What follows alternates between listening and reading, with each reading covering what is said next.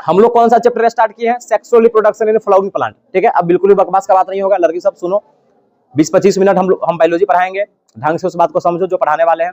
ठीक है, देखो हम लोग पिछले दिन अपना बायोलॉजी का एक नया चैप्टर स्टार्ट किए थे जिसका क्या नाम है? Sexual reproduction in flowering plant. ठीक है, इस चैप्टर को यदि हम गौर से देखेंगे ना तो उसमें दो चीज है, एक है सेक्सुअल रिप्रोडक्शन और दूसरा क्या है? Flowering plant. हमने वहां पे जाना था क्या होता है ये फ्लावरिंग प्लांट, सेक्सुअल रिप्रोडक्शन क्या होता है, फ्लावर क्या होता है, कैसे बनते हैं। ठीक है, आज हमारे पास सवाल है कि हमें फ्लावर के स्ट्रक्चर को समझना है। ठीक है, क्यों समझना है ये बात हम कर चुके हैं। ठीक है, क्योंकि हम तो ये तो जानते हैं कि फ्लावर किसी भी प्लांट का रिप्रोडक्टिव ऑर्गन होता है, यानी कि यदि हमें प्लांट में रिप्रोडक्शन पढ़ना है तो हमें फूल के बारे में जानना होगा ना, क्योंकि पूरा का पूरा रिप्रोडक्शन की दुनिया फूल में ही चल रही है, तो इसलिए हमें फूल के स्ट्रक्चर को क्या करना है? जानना है।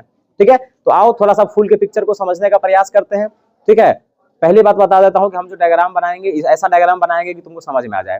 ठीक है, because I am not an artist. ठीक है, याद रखना है। ठीक है, चलो देखो इधर इस तरीके से पिक्चर हम बना रहे हैं कुछ, है ना, इसको बोलते हैं रिसेप्टिकल। क्या बोलेंगे?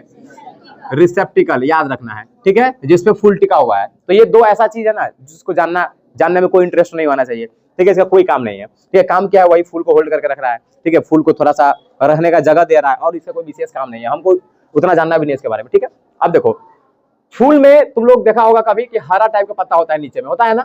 ठीक है, उसको हम लोग बोलते हैं सेपल। क्या बोलते हैं? सेपल, याद रखना है। ठीक है, जब कभी फूल देखोगे ना तो उसमें देखना कि हरा टाइप का नीचे में पत्ता टाइप का होगा। ठीक है, उसको हम क्या बोलते हैं? सेपल बोलते हैं। ठीक है, सेपल के होरल को हम लोग बोलते हैं कैलिक्स। क्या बोलेंगे? कैलिक्स। तो याद रखना है जब भी शब्द आए कैलिक्स, तो कैलिक्स मतलब सिंपल दिमाग लगाना सेपल्स। ठीक है ना। ठीक है, सेपल्स मतलब एक ही जगह से यदि बहुत सारा सेपल्स निकलता है ना तो उस पॉइंट को हम लोग क्या बोल देंगे? सॉरी, मतलब देखो एक ही पॉइंट है और वहां से मान लो बहुत सारा सेपल निकल रहा है। ठीक है, तो उस पॉइंट को हम लोग क्या नाम दे देंगे? कैलिक्स नाम दे देंगे। ठीक है, उसको बोलते हैं whorl. Whorl of sepals is known as calyx. ठीक है, तो ये बात याद रखना है। मतलब सिंपल समझो, सेपल और कैलिक्स दोनों ऐसा वर्ड है जो एक दूसरे का स्थान पर यूज होता रहता है। ठीक है, कभी कभी कोई सेपल लिख देगा, कभी कभी कोई कैलिक्स लिख देगा, याद रखना है। अब ये हो गया सेपल क्या है? जो ग्रीन वाला पार्ट होता है। ठीक है ना, इसका रिप्रोडक्शन में कोई इंपोर्टेंस नहीं है। ठीक है, ये रिप्रोडक्शन में कोई मदद नहीं करता है प्लांट में। उसके बाद कलर वाला पार्ट होता है ना जी। फूल में दो टाइप का पत्ता तुमको मिलेगा, एक ऐसा जो हरा है उसको हम बोल देंगे सेपल। ठीक है, और एक ऐसा जो कलर वाला पार्ट है, रंगीन पार्ट होता है। ठीक है, जैसे गुलाब का फूल देखा होगा, नीचे में दो हरा पत्ता है, उसके बाद लाल कलर का नहीं, तो जो हरा वाला पत्ता है वो तो सेपल हो गया, और जो लाल टाइप का है यानी कि जो कलरफुल पार्ट होता है, जैसे ये हो गया, इसको हम बोलते हैं पेटल। क्या बोलते हैं? पेटल बोलते हैं। तुम जाओ 9th क्लास में मार्कर लेके आओ, ये दे देना और 9th वाला में से ले लो। ठीक है, तो हम क्या बता रहे हैं? सुनो इधर, ए लड़का बोलो नहीं, हम क्या कह रहे हैं? देखो ये हमारा फूल है। ठीक है ना, जो हरा वाला पत्ता है उसको हम लोग क्या बोल रहे हैं? सेपल। जो रंगीन वाला पार्ट है उसको हम क्या बोल रहे हैं? पेटल। ये जो सेपल है ना, इसके होरल को क्या बोलते हैं? कैलिक्स। क्या बोलेंगे उसको?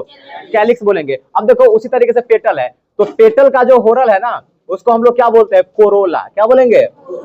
कोरोला। ये बात याद रखना है। तो पेटल और कोरोला कभी कभी एक जगह एक दूसरे का स्थान पर यूज होते रहता है।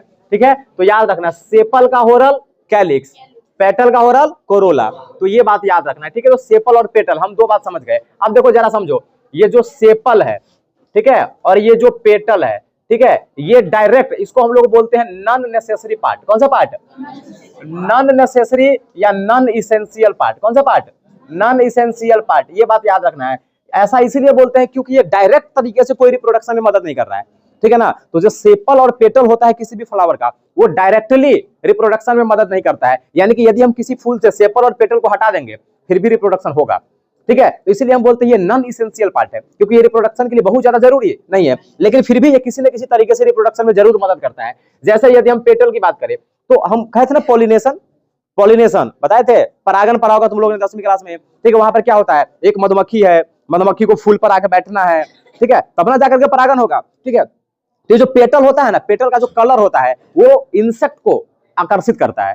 ठीक है, वो मधुमक्खी वगैरह सबको आकर्षित करता है कि तुम आओ यहाँ पर बैठो, और आएगा बैठेगा तो पॉलिनेशन हो जाएगा। ठीक है, तो मिला जुला करके ये जो पेटल है ना, ये पॉलिनेटर को अट्रैक्ट करता है। ठीक है, अट्रैक्ट पॉलिनेटर। पॉलिनेटर मतलब जो पॉलिनेशन कराता है, जैसे कोई भी एनिमल्स है, चाहे इंसेक्ट वगैरह सब है ना, वो हो जाएगा पॉलिनेटर, यानी कि जिसके द्वारा पॉलिनेशन होगा उसको हम क्या बोलते हैं? पॉलिनेटर।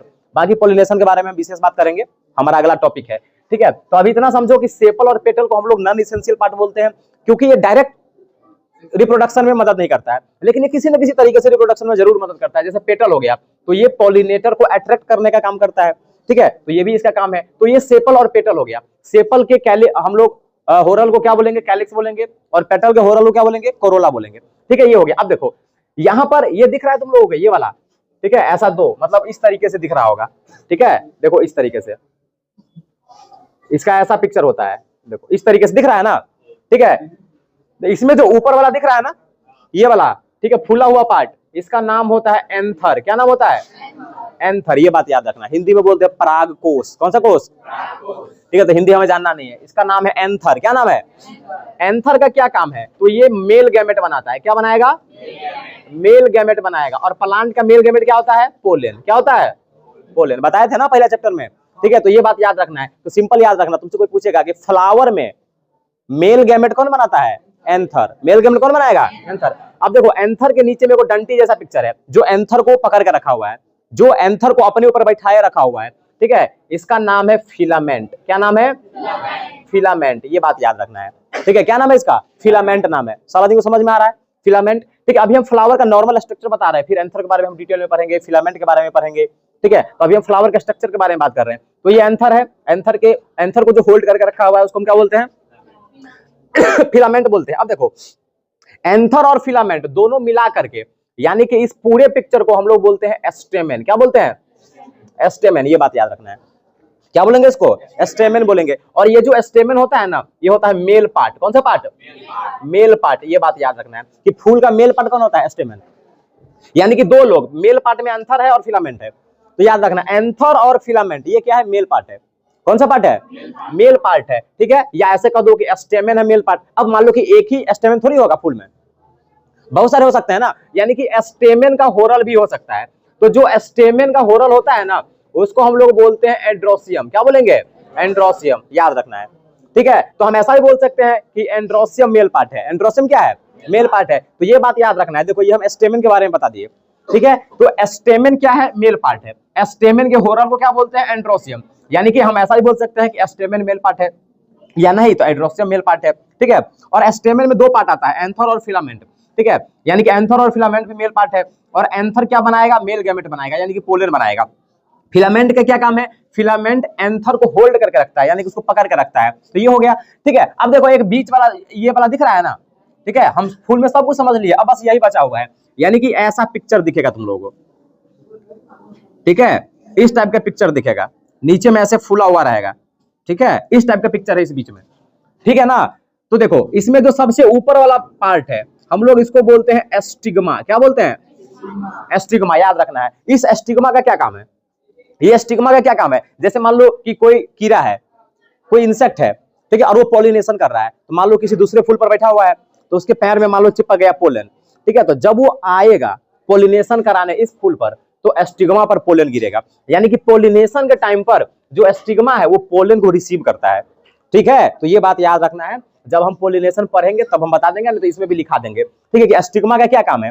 एस्टिग्मा पॉलिनेशन के टाइम पर पोलन को क्या करता है? कैरी करता है, यानी कि उसको पकड़ता है, ठीक है। तो ये बात याद रखना है। अब देखो ये जो ट्यूब जैसा पिक्चर दिख रहा है ना, दिख रहा है ये पाइप जैसा पिक्चर, इसको हम बोलते हैं स्टाइल। क्या बोलते हैं?